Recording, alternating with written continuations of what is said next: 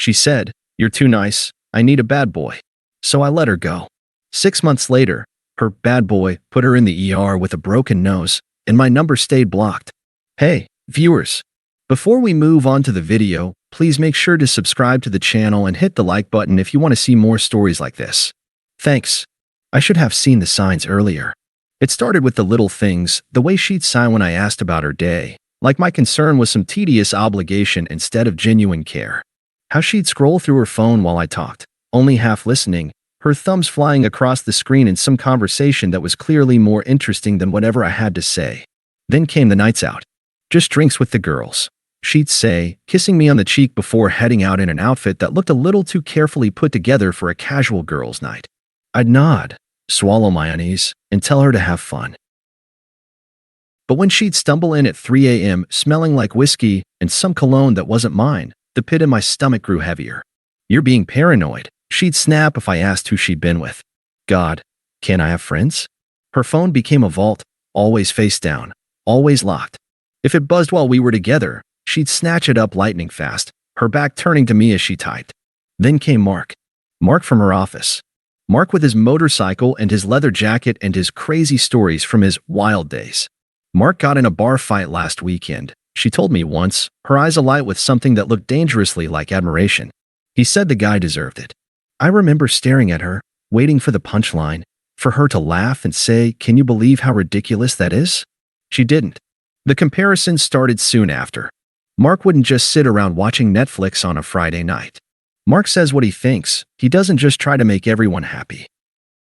Mark knows how to really have a good time. Each one landed like a sucker punch to the gut. The night it ended, she came home late again, this time with a hickey peeking above her collar that she didn't even bother to hide. "We need to talk," I said, my voice steadier than I felt. She rolled her eyes, already reaching for her phone. "About what?" "About whatever the hell this is." I gestured between us. "About you coming home with someone else's marks on you. About you clearly not giving a shit anymore." For a second, she looked almost guilty. Then her face hardened. "Fine. You want to do this now?" She crossed her arms. "I need more than this. Than you. You're just safe. Predictable. I think I deserve someone who excites me." The words hung between us, sharp and final. I nodded slowly. "Okay. Then I guess you've made your choice." The next morning, I packed my things while she slept off another late night. Left my key on the counter. And just like that, 3 years together ended with a whisper, not a bang. The first week was the hardest. I'd wake up at 3 a.m., instinctively reaching for her before remembering the other side of the bed was empty. My apartment, our apartment, just days ago, felt cavernous without her laughter bouncing off the walls. Even the air smelled different, the lingering traces of her vanilla perfume slowly fading like a ghost. I did all the cliché things people do after heartbreak. Drank too much whiskey alone in my kitchen at midnight, deleted our photos in a fit of pain determination, only to frantically check my recently deleted folder an hour later, played her favorite songs just to torture myself with the memories they carried, but then something shifted. I started filling the silence, lifting weights until my arms shook, running until my lungs burned, throwing myself into work with a focus I hadn't had in years. My boss noticed, gave me a promotion I'd been chasing since before Jessica and I got together. Meanwhile, the updates trickled in from mutual friends. She's officially dating Mark now. They're already posting couple pics all over Instagram. She's got a key to his place, apparently. Each one stung less than the last. Then, for months in, the tone of the updates changed. They had a huge fight at Dave's birthday party. Mark was screaming at her in the parking lot. She showed up to brunch with a bruise on her arm. Said she fell. I think she's scared of him. I'd just nod, sip my coffee, and change the subject. It wasn't my circus anymore. Until the night my phone buzzed with an unknown number at 2:47 a.m. I knew before I answered. Knew from the way my stomach dropped. From how my hands went cold despite the summer heat. "Hello." Silence. Then a shaky exhale. It's me." Jessica's voice was barely recognizable, thin and frayed, like a rope stretched too tight. I sat up in bed, suddenly wide awake. "What do you want?" A muffled sob. "I'm at the police station." The words hung between us, heavy with everything she wasn't saying. "Mark, he..." Her voice cracked. I tried to leave. "He put me in the hospital." I closed my eyes. I should have felt something: rage, pity, vindication. But all that came was a dull, hollow ache. Why are you calling me? Because you're the only one who ever actually cared. She burst out, her voice raw. I was stupid, okay? I thought I wanted some reckless asshole who'd treat me like garbage. But now I'm here. And I have no one. You had someone. I cut in, my voice steady. You threw him away because he was too nice. The silence that followed was deafening. When she spoke again, it was barely a whisper. I'm scared. I exhaled, watching the ceiling fan spin lazy circles above me. Call your parents. They won't. Then call a shelter, I said. But don't call me again. I hung up. Blocked the number. And for the first time since she'd walked away, I slept through the night. The text started exactly 1 week after that 2 a.m. call. At first, they were tentative, little probes to see if I'd respond. Hey, I know I shouldn't be texting you. I just wanted to say I'm sorry. Can we talk? Just as friends. I left them all on read. Deleted the thread. Went about my day. But she kept coming. The messages grew longer, more desperate. I keep remembering how you used to make me tea when I was stressed. Mark never asked if I was okay. You always knew before I did. I think I fucked up my entire life. Still, I didn't respond. Then she started calling. At first just once a week, then almost daily. I let everyone go to voicemail. My phone filled with 3-minute monologues of her regrets, her fears, her loneliness. I deleted them without listening past the first few seconds. It all came to a head last Tuesday when I walked out of the gym to find her leaning against my car, looking like a ghost of the woman I'd loved. The Jessica I remembered had always been put together. Perfect winged eyeliner, outfits that turned heads. This Jessica had greasy hair piled in a messy bun, a hoodie 2 sizes too big, and dark circles under bloodshot eyes. You look good, she said, forcing a smile that didn't reach her eyes. Been working out? I tossed my gym bag in the trunk, keeping my expression neutral. What do you want, Jessica? She flinched at my tone. I need help. Call a therapist. Please, her voice cracked. I don't know how to leave him. The winter air turned our breath into fog between us. I studied her, the way her hands shook, the fresh bruise peeking out from under her foundation. The girl who'd called me boring now looked at me like I was her last hope. Remember what you told me? I said, clicking the trunk shut. Nice is just another word for weak. I was wrong. She grabbed my arm with surprising strength. You were the strong one all along. Mark's not strong. He's just angry. You were always kind. I gently peeled her fingers away. Took you long enough to notice. Her face crumpled. Please, just tell me what to do. For a moment, I almost felt sorry for her. Almost.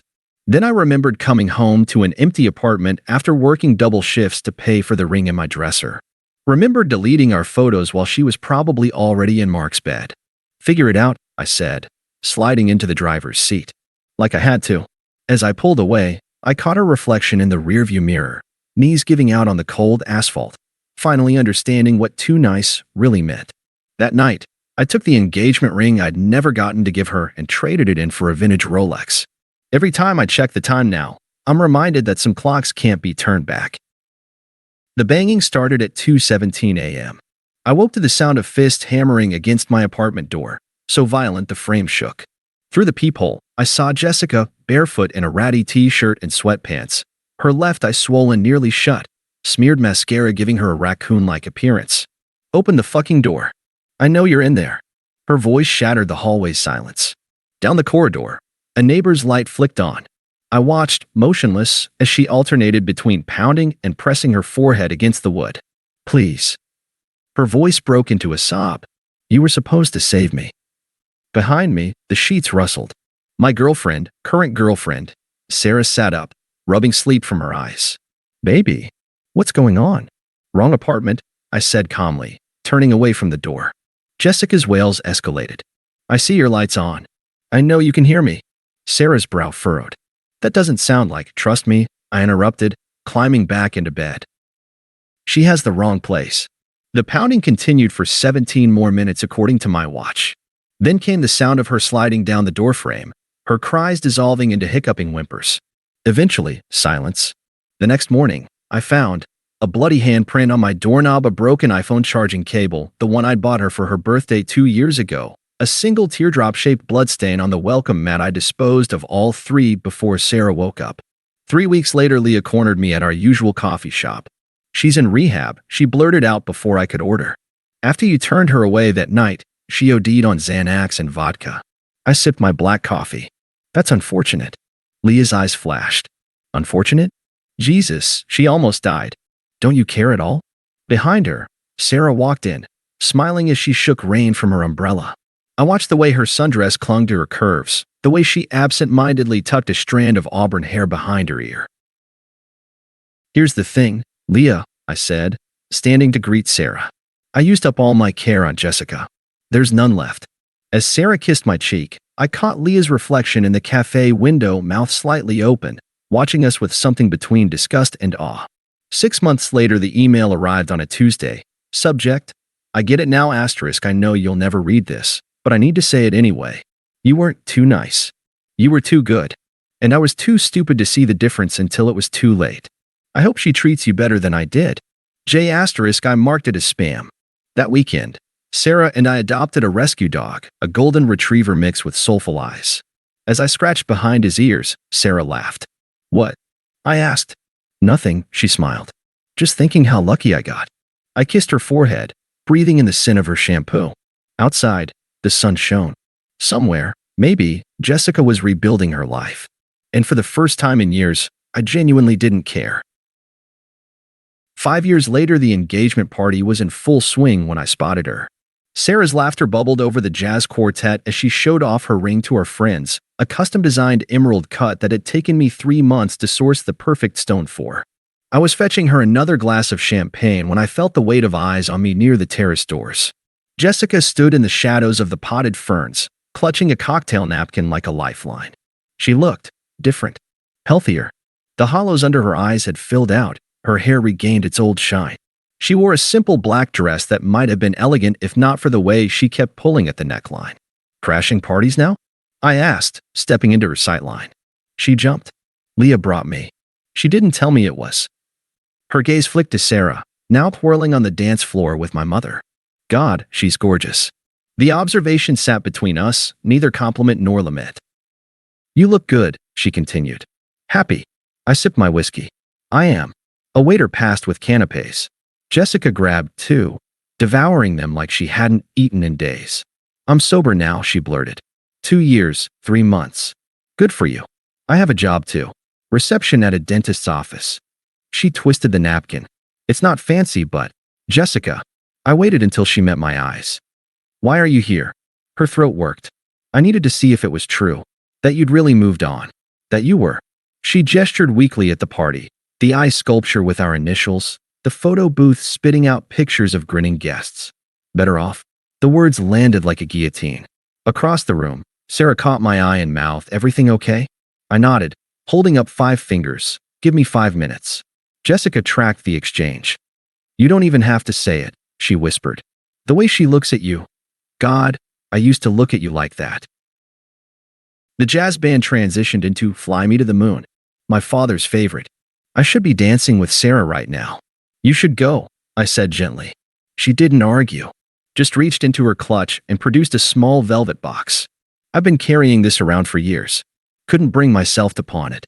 Inside rested the promise ring I'd given her our first Christmas together, a tiny sapphire she'd called tacky after the breakup. Keep it, I said.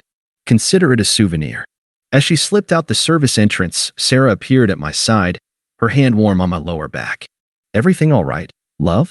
I watched Jessica's silhouette disappear into the parking lot. Perfect. Later, when Sarah untied my bow tie in our penthouse suite, she asked about the woman in black. Someone from another life, I said, kissing her bare shoulder. And that was the truth. Thanks for watching. Make sure to subscribe to the channel and hit the like button.